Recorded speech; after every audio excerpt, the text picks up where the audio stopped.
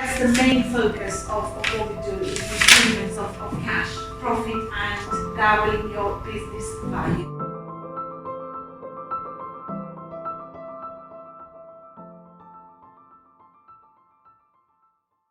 What's the difference between just cash flow and marginal cash flow?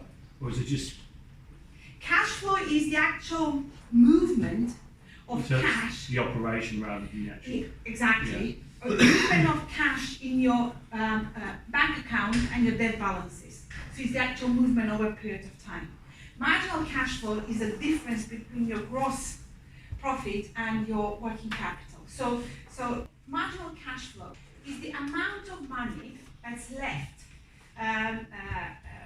after you've paid all your direct costs and you've satisfied the working capital requirements.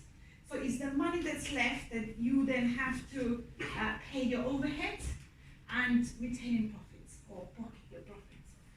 So it means that for this business, for every next pound of sale they make, their marginal cash flow is 36p.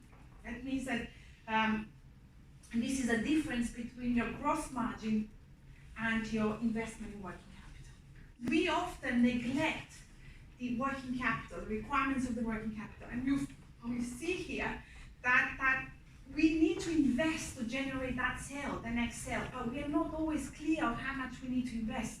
And this is where the tripping point is. That's why we run out of cash, because we don't plan better, because we don't take into consideration all the key numbers.